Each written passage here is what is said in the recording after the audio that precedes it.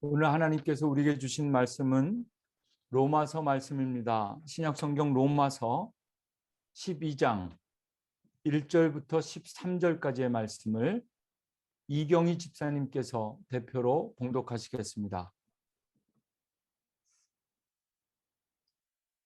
그러므로 형제들아, 내가 하나님의 모든 자비하심으로 너희를 권하노니 너희 몸을 하나님이 기뻐하시는 거룩한 산 제물로 드리라. 이는 너희가 드릴 영적 예배니라.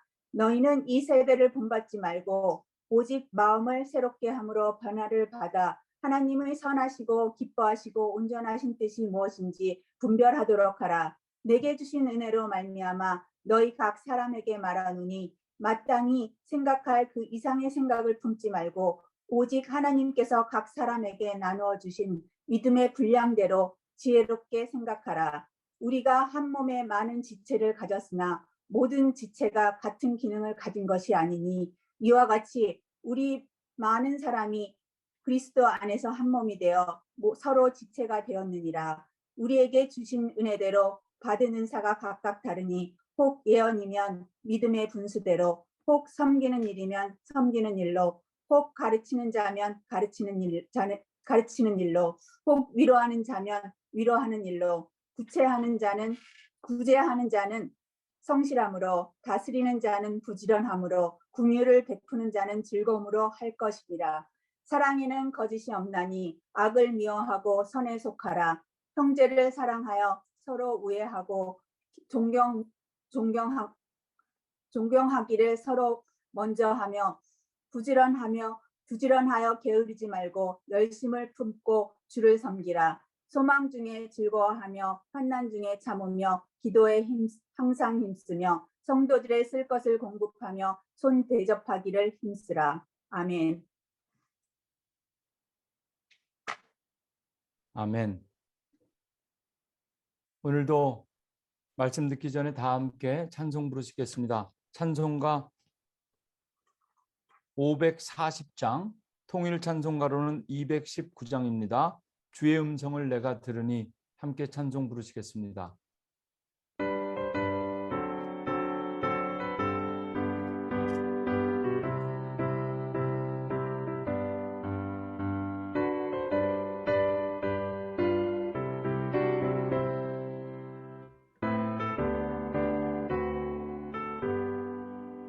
주의 음성을 내가 들으니 사랑한단 말일세. 믿는 마음으로 주께 가오니 나를 영접하소서. 내가 매일 십자가 앞에 더 가까이 가오니 구세주의 흘린 보배 피로써 나를 정케 하소서. 주여 넓으신 은혜 베푸사 나를 받아 주시고 나의 품은 뜻 주의 뜻같이 되게 하여 주소서. 내가 매일 십자가 앞에 더 가까이 가오니 구세주의 흘린 보배 피로써 나를 정케 하소서. 주의 보좌로 나아갈 때에 어찌하니 기쁠까. 주의 얼굴을 항상 배우니 더욱 친근합니다. 내가 매일 십자가 앞에 더 가까이 가오니 구세주의 흘린 보배 피로써 나를 정케 하소서.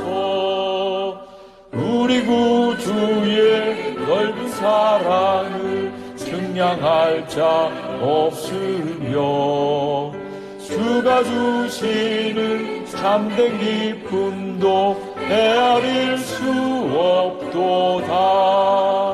내가 매일 십자가 앞에 더 가까이 가오니 구세주의 흘린 보배 피로서 나를 정케 하소서. 아멘.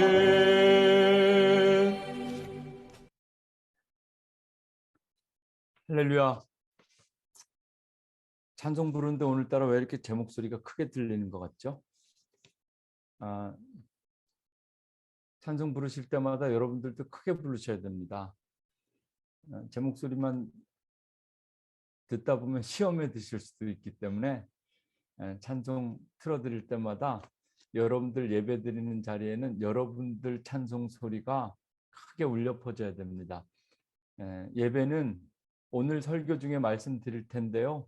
오늘은 하나님께서 우리에게 주신 말씀을 통해서 우리가 하나님 앞에 드려야 될, 앞으로 드려야 될 예배는 어떤 예배일까에 대해서 함께 말씀 나누려고 합니다. 무엇이든 예배는 하나님께 무엇이든 드리는 것이 맞는 것 같습니다. 찬송 부를 때에도 이 찬송이 담임 목사와 함께 부르는 찬송 아니라 내가 드리는 찬송 되어야 찬송이 은혜스럽습니다. 늘 불렀던, 자주 불렀던 찬송인데 오늘 찬송가 540장 첫 1절 첫 문장이 주의 음성을 내가 들으니 사랑한단 말일세. 가만히 하나님의 음성을 들어보니까 하나님께서 내게 들려주시는 모든 하나님의 음성이 나를 사랑한다는 말이었다라는 고백입니다. 여러분, 오늘도 하나님께서 여러분들에게 주시는 이 로마서 12장을 통해서 들려주시는 하나님의 음성이 여러분들을 사랑해서 여러분들에게 주시는 하나님의 말씀이기를 주님의 이름으로 축원합니다. 오늘도 하나님께서 여러분들 사랑하셔서 이 자리에 부르시고 바라기는 오늘의 예배가 영상으로 드리는 마지막 예배가 되기를, 그런 마음 가지고 하나님의 음성을 함께 듣고 나누는 귀한 시간 되기를 원합니다. 오늘 본문 말씀은 로마서인데요. 로마서는 바울이 로마에 있는 성도들에게 보낸 편지입니다.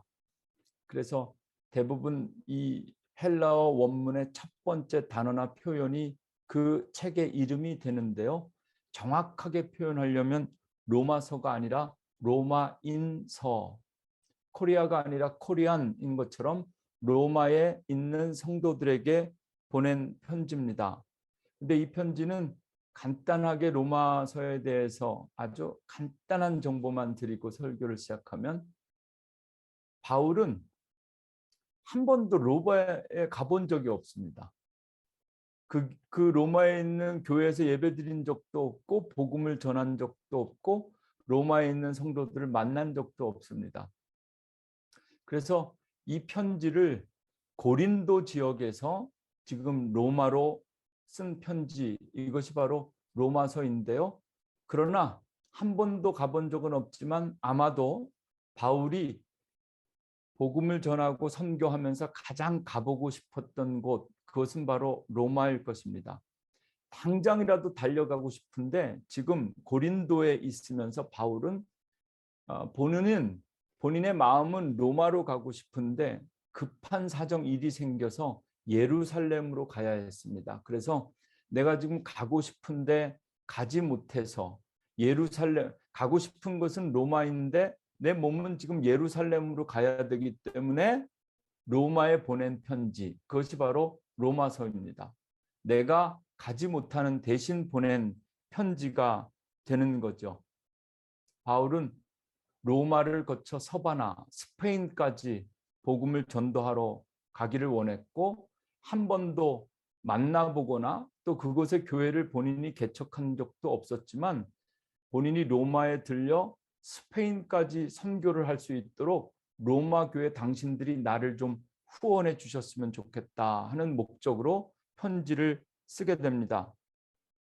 로마서는 16장까지 있는 말씀입니다. 오늘 빌립보와 고린도 교회에 이어서 오늘은 하나님께서 바울을 통해서 로마에 주신 말씀을 함께 나누게 되었는데요. 기회가 된다면 오늘 설교를 준비하면서 새로운 성전에서 우리 성도들과 함께 가장 먼저 공부하고 싶은 본문, 그 본문은 바로 로마서 본문입니다. 많은 분들이 제가 말씀을 공부 같이 해보고 또 성경 암송을 이렇게 같이 해보면 로마서 말씀들 제일 좋아하시더라고요. 근데 이제 그 로마서를 우리가 좋아하는 이유는 주옥 같은 표현들이 많이 있는데요. 로마서는 전체 1장부터 16장까지 있습니다. 대부분의 학자들과 목사님들은 이 16장까지 있는 로마서를 크게 세 파트로 나눕니다. 그런데 저는 오늘 그냥 간단하게 두 파트로만 나누려고 합니다. 반으로 딱 접으면 1절부터 11절까지, 반이 아니군요. 한 3분의 2는 신학적인 부분이고 교리적인 부분입니다.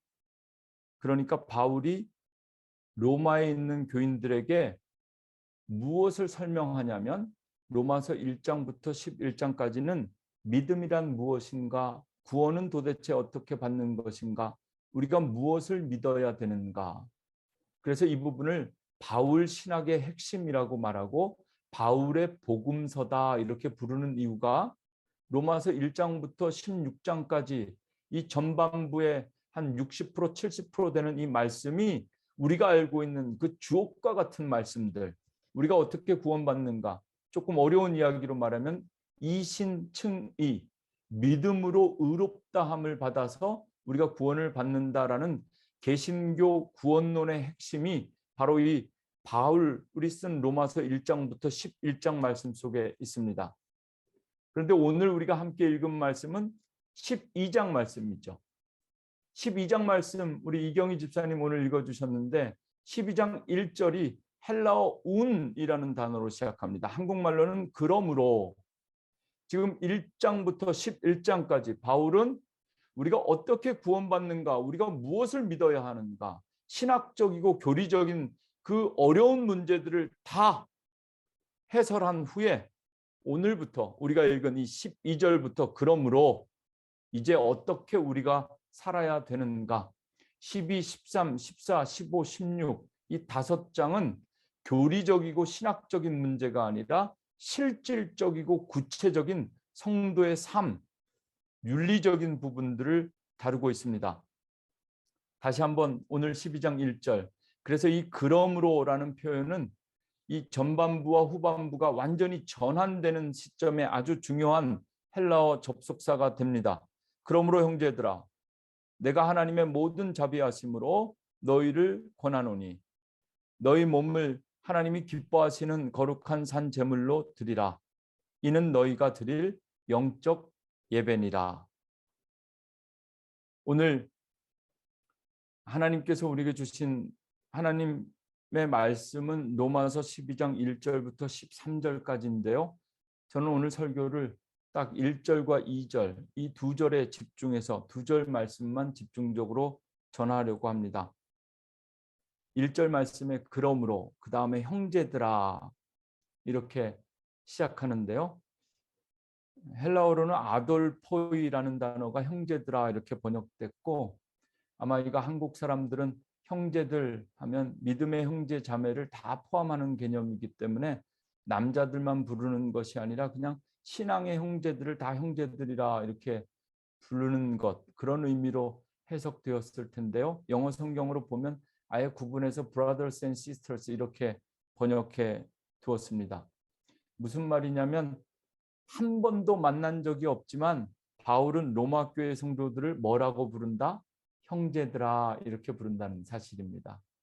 오늘 하나님께서 우리에게 주신 말씀 가운데 깨알같이 쪼개서 첫 번째 하나님의 은혜를 나누고 싶은 것은 이 바울이 로마의 성도들을 어떻게 부르고 있느냐에 대한 호칭의 문제입니다. 형제들아.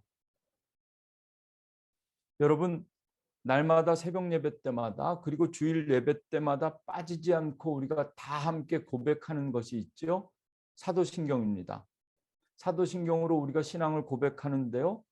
사도신경을 공부해 보신 분들은 잘 아시겠지만 사도신경의 신앙 고백 맨 끝에 거룩한 공회와, 요즘 우리가 새 번역으로 사도신경을 고백하고 있는데요. 새 번역에는 거룩한 공회가 아니라 거룩한 공교회 이렇게 되어져 있습니다. 어설프게 눈 감고 외우려고 하시지 마시고 새 번역 사도신경은 그냥 보고 고백하셔도 됩니다. 거룩한 교회가 아니라 거룩한 공교회다 이렇게 우리가 고백하는데요. 영어 성경으로 예전에 이 부분이 캐톨릭 처치라 이렇게 되어 있었습니다. 왜냐하면 헬라어로 우리가 고백하는, 우리가 믿는 것, 수없이 많은 것들을 믿는데 사도신경을 통해서 우리가 고백하는 것, 캐톨릭 처치를 믿는 것 같은 그런 고백이 사도신경 안에 들어있는 거죠. 헬라어로는 카톨리켄 에클레시아라는 표현인데요. 거룩한 교회를 카톨릭 교회나 천주교회로 이해해서 지금 개신교 사람들이 아무 생각 없이 사도신경으로 신앙을 고백하는 것이 잘못되었다. 사도신경은 절대로 고백하면 안 된다. 이렇게 주장하는 분들이 있습니다. 요즘 코로나 때 영상으로 예배드리면서 유튜브나 수많은 영상에 수많은 이야기들이 다니는데 저도 가끔씩 이렇게 사도신경의 거룩한 공회를 로마 카톨릭 교회로 잘못 오해해서 개신교가 사도신경으로 신앙을 고백하는 것이 잘못되었다라고 주장하는 분들이 있는데 제가 이 시간에 분명하게 말씀드리려고 합니다. 무식해서 용감한 겁니다.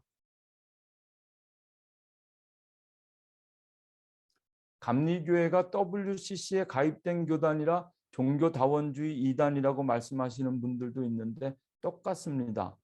몰라도 너무 몰라서 용감하다 못해 교만한 겁니다. 제가 이게 사실은 같이 응대할 만한 가치도 없는 것 같아서 좀 어려운 부분이 저에게도 있는데요. WCC에 가입되었다. 감리교가 이단이다. 이 문제를 어떻게 성도들이 반응하나 제가 이렇게 몇몇 분 들어보니까 정말 그것 때문에 염려하는 분들도 있고 어떤 분들은 어차피 모든 교회가 다 똑같은데 WC면 어쩌냐 이렇게 대충 이해하고 넘어가려고 생각하는 분들도 있는데요. 전혀 그렇지 않습니다.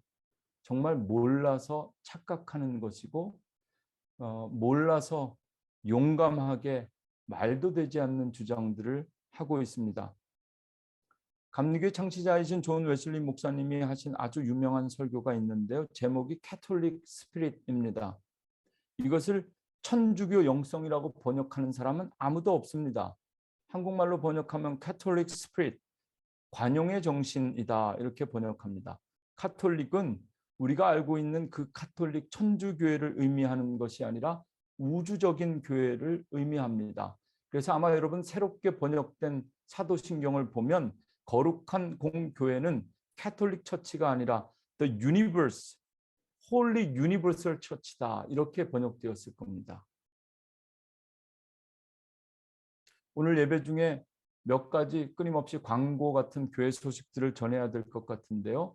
11월 둘째 주 금토일 3일 동안 지난번 온라인 사경회처럼 이번에 2단 세미나를 준비해서 개최하려고 합니다. 이번에도 저희 교회뿐만 아니라 저희 교회가 속해 있는 캐나다 동부지방의 모든 교회와 평신도들이 함께 모여서 온라인으로 2단 세미나를 합니다. 현재 인터넷상에서 요즘 세대에 우리가 알고 있는 오래된 구원파나 신천지나 이런 2단뿐만 아니라 이 온갖 인터넷과 미디어를 통해서 우리를 유혹하는 그 2단의 문제들에 대해서 첫째 날 다루게 될 것이고요. 둘째 날은 전통적인 2단에 관한 것, 탁지일 교수님과 함께, 그리고 마지막 날은 박동찬 목사님과 함께 임원 교육을 하게 될 터인데요. 여러분에게 이 교회 소식을 전하는 것은 이번에는 매주 수요일 날 모이는 것이 아니라 11월 둘째 주 자세히 더 구체적으로 여러분들에게 정보를 드리겠지만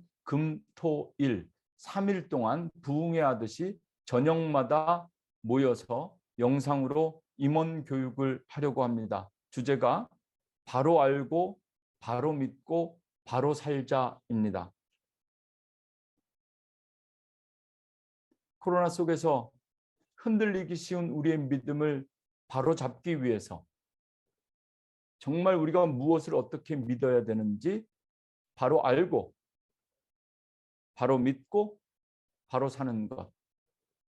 특별히 이번에 준비한 2단 세미나는 그냥 2단 세미나가 아닙니다. 여러분들이 그냥 2단에 관심이 있어서 그냥 듣는 세미나가 아니라요. 2단에 대한 세미나를 통해서 임원 교육을 하는 겁니다. 교회에서 임원이라고 하는 것은 집사, 직분 이상의 모든 성도들을 임원이라 부릅니다. 이제 새로운 성전에서 올 연말에 새롭게 집사, 권사 임명하고 또 우리 교회에 필요한 장로님들도 모시기 위해서 기도하고 있습니다. 여러분, 이 임원 교육은 의무입니다. 좀 강요하고 강제하는 것 같아서 제 마음도 편하지는 않지만 오늘 주보 그리고 교회 소식을 통해서 알려드리는 광고를 확인하시고 금, 토, 일 11월 둘째 주 임원 교육 모든 임원들은 반드시 의무적으로 참석하십시오. 바로 알고 바로 믿고 바로 살아야 합니다. 그리스도 예수 안에서 한 믿음으로 살아가는 모든 사람들은 바울에게 있어서 빌립보에 있는 교인들이든 고린도에 있는 교인들이든 로마에 있는 교인들이든 전부 다 바울은 형제들이다 이렇게 부릅니다. 그래서 바울은 교회를 에클레시아다. 바울이 말하는 에클레시아는 어느 한 지역의 로컬 처치를 이야기하는 것이 아니라 홀리 유니버설 처치, 온 세계에 예수 그리스도의 터 위에 세워지고 예수 그리스도 안에서 하나 된 모든 성도들을 부르는 호칭이었습니다. 새로운 교회에서 그동안 떨어져 있었기 때문에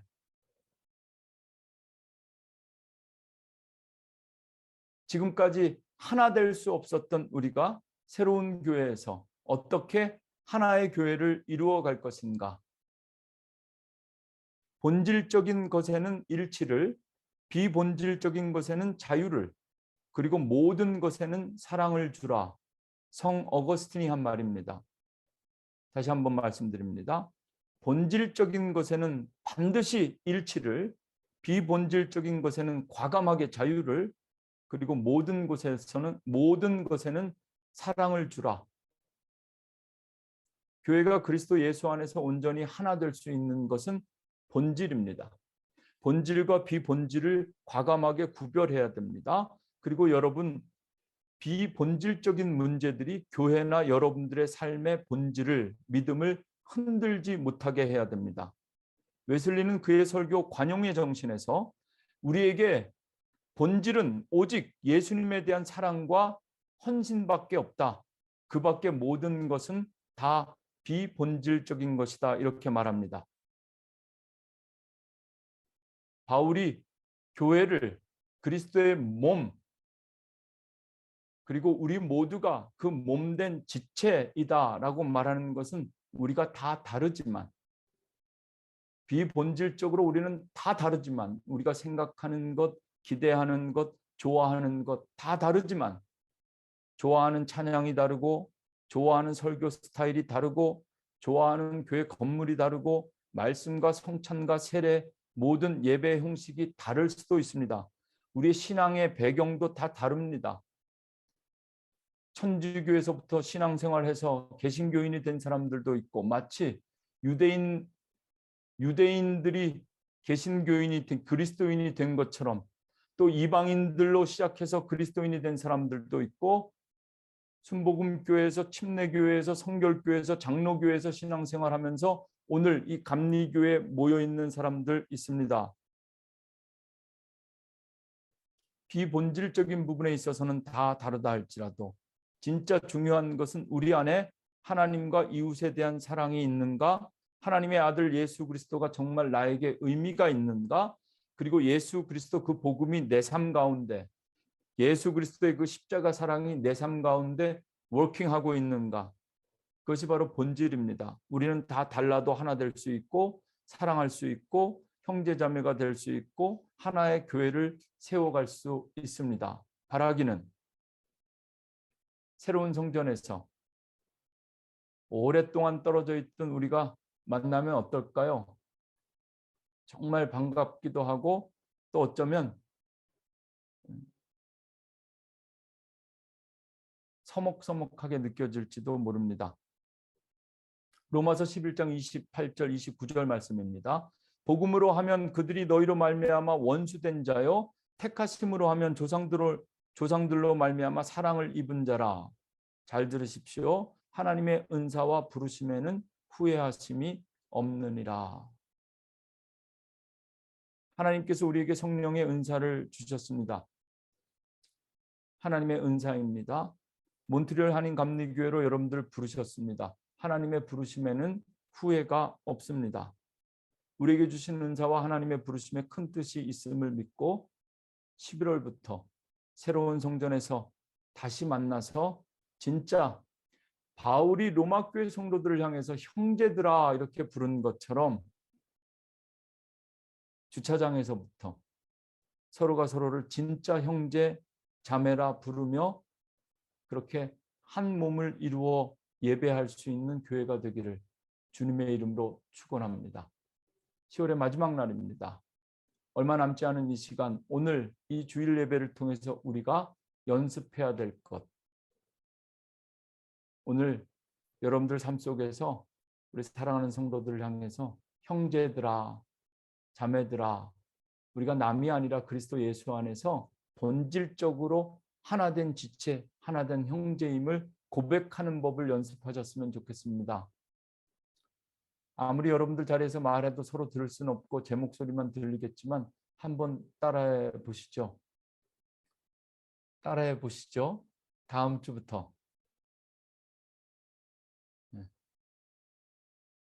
성전에서 만납시다. 원래 제가 여기 쓴 것은 다음 주부터 얼굴 좀 봅시다 뭐 이렇게 얘기하려고 그랬는데요. 다음 주부터 형제님, 자매님, 다시 우리가 서로가 그리스도 예수 안에서 한 가족임을 직접 그렇게 좀 부르면서 이제는 성전에서 만납시다. 다시 한번 우리 한번 고백하면 좋겠습니다. 따라하겠습니다. 이제는 성전에서 만납시다. 옆에 있는 아내와 남편에게 하라고 하는 말씀이 아닙니다. 화면으로 보이는 여기 지금 멀리 있는 성도들에게 이제는 성전에서 만납시다. 이렇게 고백하고 한 주 동안 준비하는 겁니다. 이미 말씀드린 것처럼 오늘 본문 로마서 12장 가운데 1절부터 13절까지 읽었지만 1절과 2절 말씀을 중심으로 정말 이제 성전에서 만나서 우리가 어떤 예배를 해야 되는가 1절 말씀 다시 한번 읽기 원합니다. 그러므로 형제들아 내가 하나님의 모든 자비하심으로 너희를 권하노니 내가 하나님의 모든 자비하심으로 너희를 권하노니 하나님의 모든 자비하심 오이크 티르몬 도대체 이게 무슨 말인가? 정말 끊임없이 용서해 주시고 끊임없이 은혜를 베풀어 주시는 그 하나님의 멀시 자비하심으로 너희에게 권한다. 그러니까 지금 사도 바울은 로마의 교인들을 형제라고 고백한 다음에 본인이 표현할 수 있는 최대의 것 정말 내가 하나님께서 내게 주신 모든 자비하심으로 정말 너희들에게 권한다. 충고하는 겁니다. 권면하는 겁니다. 너희 몸을 하나님이 기뻐하시는 거룩한 산 제물로 드리라. 이는 너희가 드릴 영적 예배니라. 여러분 성전 예배를 앞둔 우리 교회에 하나님께서 오늘 왜 이 말씀을 주시는가? 수없이 들었고 어쩌면 많은 분들이 이미 입에 닳도록 외우실 수 있는 이 말씀을 오늘 우리 예배를 통해서 우리에게 들려주시는 하나님의 마음을 느껴야 됩니다. 바울이 권면하는 것 하나님의 모든 자비하심으로 너희를 권하노니 사실 원어적인 올바른 해석은 아닌데 설교를 준비하면서 이 1절 말씀을 참 많이 읽고 생각해 보았는데요. 저에겐 자꾸 그런 생각이 들더라고요. 내가 하나님의 모든 자비하심으로 너희를 권하노니 이것이 무슨 의미인가? 정말 은혜스럽고 그리고 바울이 할 수 있는 최고의 표현인 것 같은데 그냥 쉽게 생각하면 좋은 말로 할 때 내가 정말 좋은 말로 할 때 잘 듣고 따라라 이런 바울의 의지가 느껴지는 표현입니다. 너희 몸을 하나님이 기뻐하시는 산제물로 드려라. 너희가 드릴 영적 예배니라. 영적 예배는요. 우리가 생각할 때는 아주 거룩한 spiritual worship 이렇게 영어로 번역되어 마땅할 것 같은데 영어 성경으로 보면 그렇지 않습니다. true and proper worship이다 이렇게 번역됐습니다. 왜냐하면 헬라 원어 자체가 거룩한 영적이라는 표현에 퓨누마티코스라는 단어가 쓰여지지 않고 여기에 로기코스라는 단어가 쓰여져서 이것은 합리적인 이런 표현입니다. 다음 주부터 우리가 어떤 예배를 드릴 것인가? 한국말 성경으로는 여러 가지 앞뒤의 문장을 종합적으로 복합적으로 해서 번역하는 사람이 의미적으로 이것을 영적 예배다 이렇게 과감하게 번역했는데요. 오히려 원어에 집중해서 정확하게 표현하면 합리적인 예배. 근데 합리적인 예배하면 좀 은혜가 떨어지는 것 같아서 저는 이것을 합리적이라는 말보다 합당한이라는 표현이 더 적절해 보입니다. 하나님께서 받으시기에 합리적인 예배, 합당한 예배. 우리가 좋아가지고 그냥 우리 마음대로, 여러분 이것을 요즘 젊은이들은 잡벅이라고 그러는데요. 우리가 좋아서 우리가 좋고 우리가 은혜 받는 예배 말고 합리적인 예배, 하나님께서 받으시기에 합당한 예배를 지금부터 드려야 된다. 우리의 예배가 하나님께서 받으시기에 진실되고 적절한 예배가 되기를 원합니다. 지금부터 우리가 어떻게 하나님 앞에 예배드릴 때 그것이 하나님께서 받으시기에 합당한 예배가 될 수 있는가? 이 짧은 1절 말씀 속에서 몇 가지 의미와 교훈들을 나누려고 하는데요. 예배는 드리는 것이 맞습니다. 예배를 드린다라고 표현할 때 드린다는 것은 뭔가 give and take, 기부한다는 건데요. 이 드린다라는 것이 준다라는 표현의 높임말이 아닙니다. 드린다는 것은 진짜 뭔가 드리는 겁니다. 예배는 드려야 되는 겁니다. 찬양이든 기도든 하나님께 드려야 되는 겁니다. 시간이나 물질이나 무엇이든 하나님께 드려야 되는 겁니다. 문제는 몸입니다. 헬라어 바울이 가지고 있던 사상 속에서는 몸과 육신을 분리해서 헬라 철학의 이분법적 사고 속에서는 이 몸이라는 표현이 사실 이 구절에 적절한 것인가 조금 생뚱맞게 여겨질 수도 있습니다.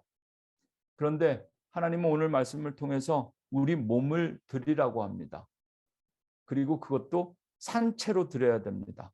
그래야 하나님이 기뻐하신답니다. 다시 말씀드리겠습니다. 하나님이 받으시기에 합당한 예배는 뭘 드려야 되느냐? 몸을 드리랍니다. 몸을, 죽은 몸 말고 산 몸을 드리라고 합니다. 그래야 하나님이 기뻐하십니다. 영어 성경으로 한 번 더 들여보다 보면 이게 그냥 몸이 아닙니다. 몸들입니다. 복수입니다. bodies. 한 사람만 드려서 되는 것이 아니라 우리 몸들을 다 갖다가 산채로 바쳐야 됩니다. 그래야 하나님께서 받으시기에 합당한 몸입니다. 여러분, 이제부터 몸이 움직여야 됩니다. 마음은 원이로되 육신이 약하여, 마음은 원이로되 육신이 약하여, 믿음은 있지만 코로나 때문에 몸은 집에 두고 마음만 보내시는 분들 안 됩니다. 몸은 집에 두고 헌금만 보내시는 것도 안 됩니다. 하나님께서 오늘 우리에게 말씀하십니다. 몸을 산채로 바쳐라. 설교 준비하면서 로마서 12장 1절에 대해서 저처럼 해석하거나 설교하는 분들은 없더라고요. 종교개혁자 칼빈은 우리가 드려야 될 몸을 단순한 육체로서의 몸이 아니라 너희 몸이 아니라 너희 존재라고 해석했습니다. 예배는 우리의 존재를 하나님께 드리는 것 맞습니다. 그런데 왠지 저는 모르겠습니다. 이 말씀 읽는데 그냥 문자 그대로 이해하고 전하고 싶었습니다. 몸을 드리는 것, 무엇인가 드려야 된다면 하나님께서 가장 기뻐하시는 게 무엇일까? 내가 갖고 있는 지식, 내가 갖고 있는 돈, 내가 갖고 있는 지능, 수많은 것들 우리가 드릴 수 있고 드리고 싶어 할 텐데 하나님께서 가장 받으시고 싶어 하는 것이 무엇일까? 생각해 보았는데 그냥 몸이었습니다. 11월부터 주일 예배 장소가 바뀝니다. 영상 예배에서 현장 예배로. 그리고 우리 성전이 바뀝니다. 웨스트마운트에서 라살로 바뀝니다. 그리고 이제 예배 시간도 오전 11시에서 오후 2시로, 아니 2시 반으로. 예배 장소 그 안에 분위기뿐만 아니라 예배 순서도 어떻게 바뀔지 모릅니다. 이 시간에 지금까지 그리고 오늘까지 준비된 성전 이전에 대한 것, 교회 소식처럼 한 가지 더 말씀드리고 설교를 이어가려고 하는데요. 마지막까지 솔직히 말씀드리면 쉬운 것이 하나도 없습니다.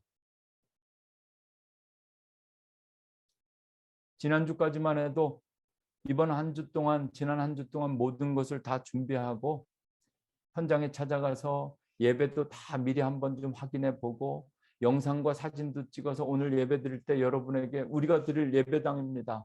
다음 주부터 여기서 예배 드립니다. 이렇게 멋지게 프레젠트하고 싶었는데 모든 게 생각대로 되지 않았습니다. 오늘 예배 드리고 나서 오늘, 내일, 다음 주 화요일까지 다시 한번 구체적인 것들 더 논의해야 됩니다. 아직도 성전 이전을 위한 렌트 계약서에 사인을 못했습니다. 그런데 오늘 광고합니다. 다음 주일은 12월 7일입니다. 다음 주일은 무조건 성전에서 예배 드립니다. 믿음대로 될 줄로 믿습니다. 특별히 그동안 우리가 드렸던 이 영상 예배와 성전 예배, 영상 예배를 성전 예배로 전환하기 위해서 다음 주에는 주일 오전 11시에 줌으로 드리는 영상 예배는 영상 예배대로 드리겠습니다. 그리고 예배가 끝나면 주일 오후 2시에 라살에 있는 트리니티 펜타코스탈 처치에 모여서 성전 예배도 함께 드리려고 합니다. 둘 중에 하나 선택하시라고 2번 드리는 것 아닙니다. 정말 형편이 안 되시는 분들은 어쩔 수 없겠지만 바라고 기도하기는 우리 교회 모든 성도님들은 다음 주에 2번 예배 드리시면 좋겠습니다. 영상으로 주일 오전에 한번 예배 드리고 그리고 주일 오후에 다시 성전에 오셔서 함께 예배 드리는 겁니다.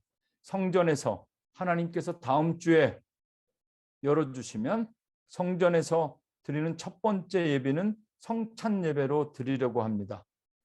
코로나로 인하여 포도주와 빵을 나누는 것이 쉽지 않기 때문에 특별히 다음 주 예배를 위한 특별한 잔과 전병을 준비하였습니다.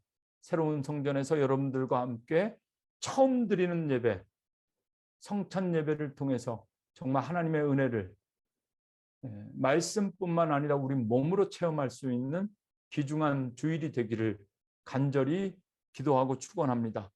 여러분, 예배는 우리 삶의 중심이어야 합니다.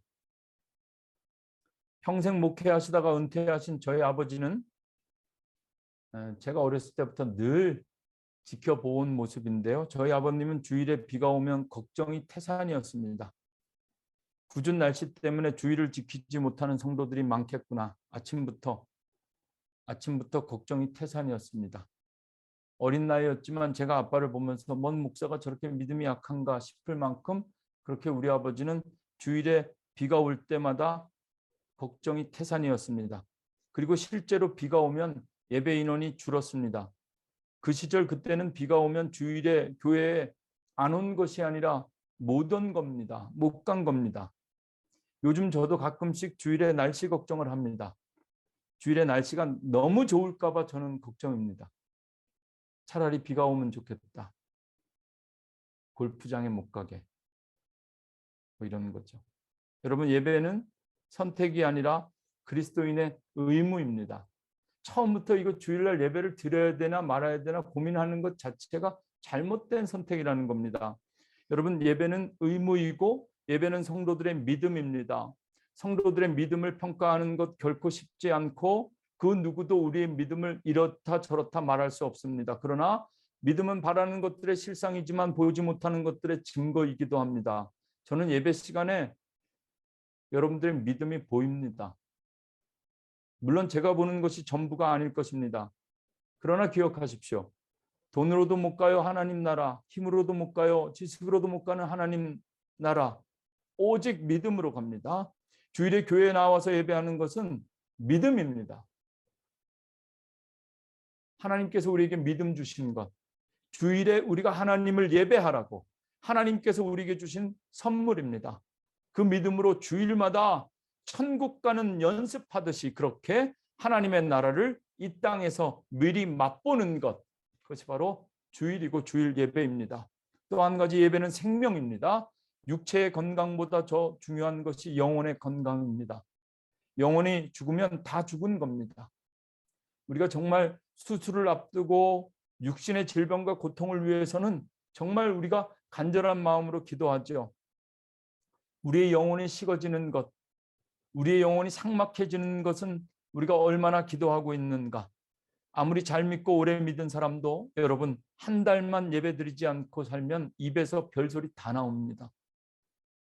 20년, 30년 예수 잘 믿은 사람도 한 달만 예배드리지 않으면 믿음이 흔들리는 것이 아니라 삶 자체가 뒤죽박죽 흔들립니다. 예배는 생명처럼 소중하다. 그래서 예배는 생명이다. 이런 말씀 드리는 것 아닙니다. 예배는 생명처럼 소중한 것이 아니라 예배 자체가 생명입니다. 예배 드리지 않으면 죽는 겁니다. 우린 정말 오랫동안 성전에서 예배 드리지 못하며 살아남으려고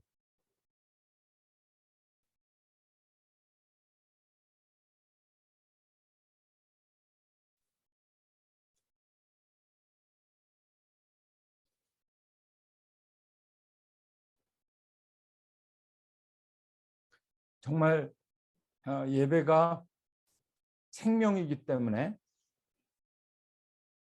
온라인으로라도 예배 드리며 지금까지 그렇게 우리의 영혼을 지켜온 겁니다. 힘들고 오랜 시간을 영상으로 함께 예배드리고, 또 우리 교회는 또 이때가 그냥 영상 예배가 아니라 어쩌면 우리 때문에 코로나가 온 건가 이런 생각이 들 만큼, 다들 성전에서 예배드리는데 우리만 이전하냐고 예배 못 드렸으면 우리 정말 힘들었을 텐데, 코로나를 주셔서 온 세계가 다 성전에서 예배 못 드리게 하신 하나님께 어떤 때는 막 감사하고 싶은 마음이 들 만큼 그렇게 오랫동안 예배를 못 드리면서 죽을 것 같은,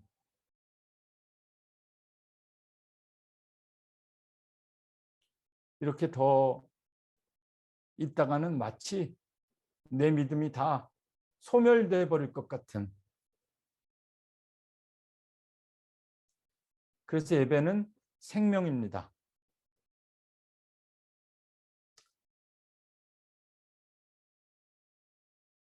이제 새롭게 시작하는 예배를 통해서 여러분들의 생명이 새롭게 리스토어, 소생케 되는 은혜가 있기를 원합니다. 그냥 생명이 아니라 예배를 통해서 우리는 죽었다가 살아납니다. 바울식으로 표현하면 옛사람은 죽고 새사람이 되는 겁니다. 왜 하나님은 우리의 몸을 산채로 드리라고 하는가? 살아있는 채로 드려야 됩니다. 그래야 예배 때 죽고 다시 사는 겁니다. 갈라디아서 2장 20절, 내가 그리스도와 함께 십자가에 못 박혔나니 그런즉 이제는 내가 사는 것이 아니요 오직 내 안에 그리스도께서 사시는 것이라. 이제 내가 육체 가운데 사는 것은 나를 사랑하사 나를 위하여 자기 자신을 버리신 하나님의 아들을 믿는 믿음 안에서 사는 것이라. 그래서 예배는 믿음 안에서 사는 것, 생명이 되는 겁니다. 앞으로 우리가 새로운 성전에서 하나님께 드릴, 하나님께서 받으시기에 합당하실 예배는 무엇인가? 오늘 주신 말씀과 오늘 제가 전하는 말씀 속에 모든 답이 다 있지는 않을 겁니다. 오늘 마지막 날, 그리고 이제 새로운 성전에서 새로운 예배를 앞두고 우리에게 남아있는 며칠 동안 여러분들이 여러분들의 몸을 어떻게 하나님께 드릴 것인가? 어떻게 드리든 산채로 드려야 됩니다. 그리고 그 산채로 드리는 우리의 몸이 하나님 받으시기에 기뻐하실 만한 합당한 예배가 되기를 원합니다. 오늘 본문 가운데 지금 설교 시간 다 됐는데 딱 1절만 설교했습니다. 2절부터는요. 성전에서 드릴 예배뿐만 아니라 우리가 드릴 예배가 또 하나 있다라는 말씀입니다. 오늘 예배가 끝나면 이 두 번째 예배는 여러분들이 직접 읽으시고 직접 확인하시면 좋겠습니다. 교회 안에서 드리는 성전 예배와 교회 밖에서 삶으로 드리는 예배가 있습니다. 코로나 속에서 예배가 두 종류인 줄 알고 계시는 분들이 계세요. 온라인 예배, 현장 예배. 예배는 그렇게 나누는 것이 아닙니다. 오늘 로마서 말씀은 예배는 두 종류라는 겁니다. 성전에서 우리가 몸으로 바쳐야 되는 예배가 있고 교회 밖에서 삶으로 드리는 예배가 있다. 이것도 착각하시면 안 됩니다. 주일에 직장 때문에 비즈니스 때문에 교회 갈 수 없어서 교회에서 드리는 예배 대신해서 그 예배를 리플레이스하는 개념으로 삶에서 드리는 예배가 아닙니다. 이 두 가지 예배는 함께 드려야 될 우리의 예배입니다. 집에서 자동차 안에서 찬송 듣고 기도하고 저녁 때 유튜브로 설교 듣는 것, 이것이 삶에서 드리는 예배가 아닙니다. 2절 말씀 읽겠습니다. 너희는 이 세대를 본받지 말고 오직 마음을 새롭게 함으로 변화를 받아 하나님의 선하시고 기뻐하시고 온전하신 뜻이 무엇인지 분별하도록 하라. 이것이 바로 예배입니다. 하나님의 뜻을 분별하는 것. 정말 성전 이전을 위해서 다양한 옵션들과 다양한 논의들을 진행하면서 하나님의 선하시고 기뻐하시고 온전하신 뜻이 무엇인지 분별하는 것이 쉽지 않다는 것을 깨닫게 되었습니다. 여러분, 우리 삶 속에서 하나님의 뜻을 분별하는 것, 그것이 또 하나의 예배입니다.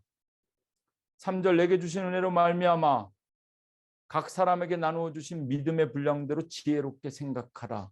이것이 삶에서 드리는 예배입니다. 4절부터 8절까지는 은사입니다. 하나님께서 우리에게 주신 성령의 은사대로 즐겁게 그리스도의 몸된 교회를 섬기십시오. 그것이 바로 또 하나의 예배입니다. 새로운 성전에서 내게 주신 은사로 나도 섬기고 싶은데 아무리 생각하고 기도해도 나는 도대체 무슨 은사로 우리 감리교회를 섬겨야 될지 잘 모르겠다. 이렇게 고민이 깊으신 분들은 더 이상 고민하지 마시고 저에게 연락하시면 제가 어떤 은사가 있는지 확인해 드리도록 하겠습니다. 새로운 성전에서 교사도 필요하고요. 새로운 성전에서 여러분들의 손길, 섬김이 너무너무 많이 필요합니다. 가장 중요한 것, 마지막 말씀, 성도들의 쓸 것을 공급하며 손대접하기를 힘쓰라. 손대접하기를 왜 손이라고 번역했는지 전 잘 모르겠는데요. 손님 대접하기를 힘쓰라. 님자가 빠진 거 아닌가 싶습니다. 이게 practice라는 겁니다. hospitality를 환대하는 법을 연습해라. 그것이 그냥 그리스도인의 의무라고 말하는 것이 아니라 사도 바울은 이게 교회 밖에서 우리가 하나님께 드려야 될 또 다른 예배다 이렇게 표현하고 있습니다. 혹시 이탈리아 로마를 여행해 보신 분들이 우리 교회 성도님들 가운데 계신지 모르겠는데요. 로마의 대표적인 4개의 대성전이 있습니다. 가장 유명한 것은 성 베드로 대성전입니다. 그리고 두 번째는 성 요한 라테라노 대성전이고요. 세 번째는 성모 마리아 대성전, 그리고 네 번째가 성 바오로 대성전. 이 바오로 대성전이 바울 대성전입니다. 이 4개의 성전 가운데 성 베드로 대성전과 성 바오로 대성전, 지금 로마에 있는 그 2개 성전에 공통점이 있습니다. 그것은 성 베드로 대성전은 사도 성 베드로의 대성전은 사도 베드로의 무덤 위에 세워진 교회이고 성 바오로의 대성전은 바울 사도의 무덤 위에 세워진 성전입니다. 네로 황제가 AD 64년 7월 19일 로마시에 불을 지르고 그리고 그리스도인들을 방화범으로 몰아서 4년 동안 모질게 박해했고 수많은 사람들이 죽었습니다. 그때 순교한 사람이 사도 베드로와 바울입니다. 그리고 그들의 무덤을 찾아서 그들의 무덤 위에 세워진 교회들이 지금도 존재합니다. 베드로는 십자가에 거꾸로 매달려 죽었고 바울은 세례 요한처럼 참수형을 받았다, 이렇게 전해지고 있습니다. 새로운 성전을 위해, 성전 이전을 위해 새로운 성전을 찾고 구하고 기도하면서 여기까지 왔습니다. 여러모로 하나님께서 우리에게 늘 함께 하셨고 여기까지 인도하셨음을 고백할 수밖에 없습니다. 그러나 이 길고 긴 시간을 되돌아보면서 여러모로 하나님께나 성도님께나 참 죄송한 것들이 많습니다. 오늘부터 새롭게 시작하는 한 주, 그리고 10월의 마지막 주일을 보내고 11월을 시작하는 우리가 하나님의 선하시고 기뻐하시고 온전하신 뜻이 무엇인지 잘 분별할 수 있도록 기도하겠습니다. 여러분도 한 주 동안 여러분들 삶의 자리에서 함께 기도해 주시기를 부탁드립니다. 기도합니다. 하나님, 새로운 성전에서 새로운 예배를 앞두고 있습니다. 하나님 받으시기에 합당한 예배는 무엇인가? 우리 몸을 하나님 기뻐하시는 거룩한 제물, 거룩한 산 제물로 통째로 드리라고 하십니다. 너희는 이 세대를 본받지 말고 오직 마음을 새롭게 함으로 변화를 받아 하나님의 선하시고 기뻐하시고 온전하신 뜻이 무엇인지 분별하라고 하십니다. 교회 안에서 우리가 드려야 될 예배, 교회 밖에서 우리가 삶 속에서 드려야 될 예배, 하나님, 예배는 생명입니다. 그리고 예배는 우리의 믿음입니다. 그리고 우리가 드리는 예배가 하나님, 하나님께서 받으시기에 합당한 예배 되게 하여 주옵소서. 예수님의 이름으로 간절히 기도합니다. 아멘.